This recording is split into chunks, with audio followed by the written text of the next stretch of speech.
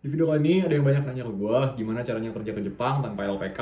Bisa nggak dari jurusan elektro lah, dari jurusan apa, bidan lah, jurusan maling lah, nggak tahu gue jurusan apa aja. Pokoknya misalkan lu punya basic tapi bukan dari jurusan teknik atau teknik mesin khususnya, dan lu pengen berangkat ke Jepang, lu nanya-nanya kan. Nah di sini gue kasih tahu website untuk berangkat ke Jepang dari berbagai latar belakang pendidikan lu khususnya. Oke.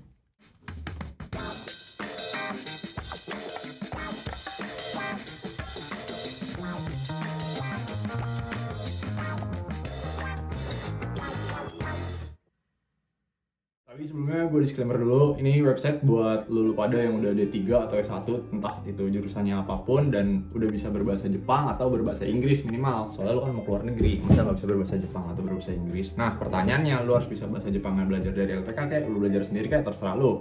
Lu belajar bahasa Inggris dari mana, terserah lu. Yang penting lu udah bisa bahasa Jepang, bahasa Inggris, baru lu buka website ini. Itu ya, intinya itu dulu. Sama lu punya D3 S1. Yang pertama ini ada namanya website Study Group Japan. Website ini adalah website yang memfasilitasi anak-anak di seluruh dunia nggak tahu gue ya, dunia atau kagak.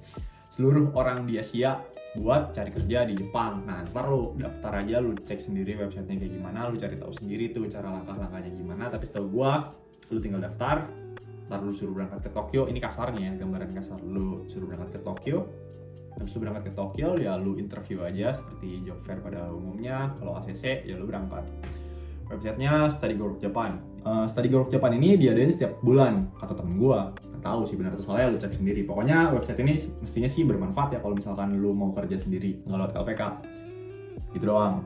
Nah, yang kedua ini ada website namanya Asian Career Fair Japan. Sama kayak website yang sebelumnya, ya website job fair pada umumnya aja, tapi ini beda apa ya? Beda website lah, beda website maksud gue. Nah bukan uniknya ya, nih Asian Career Fair Jepang ini diadain setiap tahun, setiap bulan Februari setahu gue juga ngeliat dari teman gue sih, soalnya gue ngeliat sini, ngeliat website, tapi gue sering dengar. Nah buat lu pada yang pengen ke Jepang, nggak harus jadi engineering, pokoknya ke Jepang itu nggak harus jadi engineering, walaupun emang engineering paling nggak maksud gue, ke Jepang nggak harus jadi engineering. Banyak jurusan kan, dari berbagai jurusan ada disediakan di Jepang.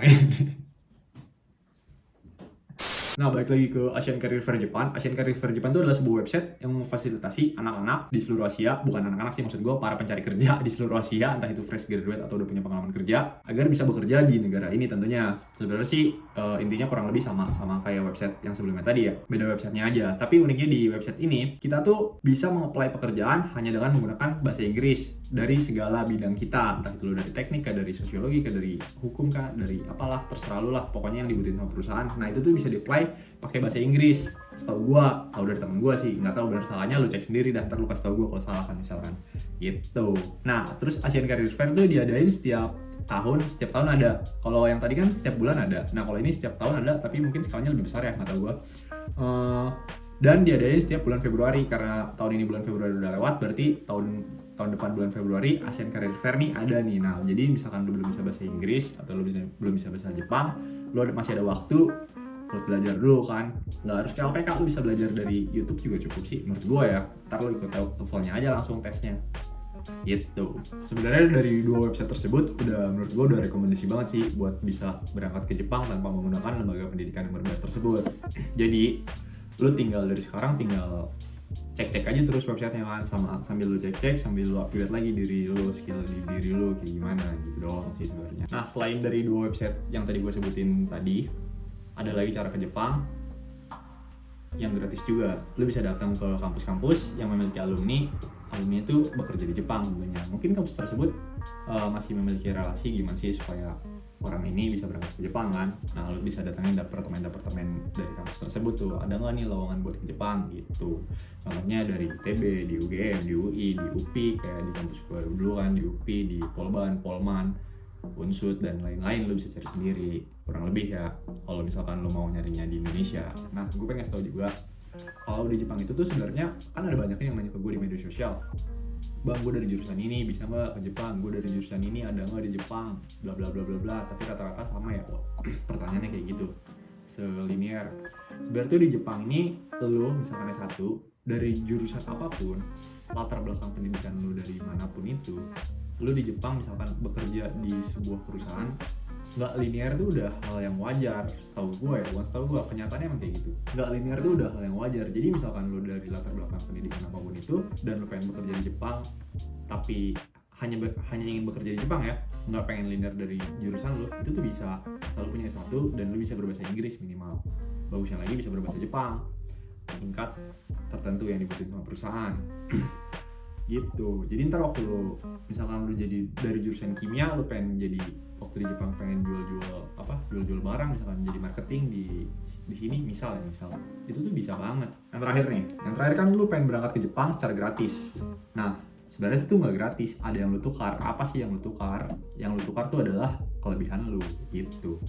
Dimana orang lain menukar uangnya agar bisa berangkat ke Jepang, entah itu 5 juta, 10 juta, 20 juta, 30 juta, 50 juta, 70 juta, sampai ada yang ketipu. Nah, lu menukar kelebihan lu nggak menukar uang lu, tapi lu menukar keunggulan lu agar bisa berangkat ke Jepang secara gratis gitu sih sebenarnya. Jadi berlakulah seperti orang-orang yang memiliki kelebihan. Misalkan lu sekarang belum bisa berbahasa Jepang, ya lu belajar. Nggak ada biaya, ya lu belajar di YouTube lah, bisa nonton YouTube ini. Tapi masa lu bisa nonton YouTube bahasa Jepang, ada banyak fasilitas. Lu pengen S1, nggak ada biaya, banyak beasiswa juga. Di Indonesia tuh udah banyak banget beasiswa, nggak ada alasan. Biaya kuliah mahal, biaya makan mahal. Nyari duit udah gampang. Gitulah intinya, berlakulah seperti orang-orang yang memiliki kelebihan supaya lo bisa mencapai cita-cita lo. Nggak harus bekerja di Jepang, dimanapun itu sih sebenarnya. Jangan banyak ngeluh. Mudah-mudahan video ini bermanfaat. Assalamualaikum warahmatullahi wabarakatuh.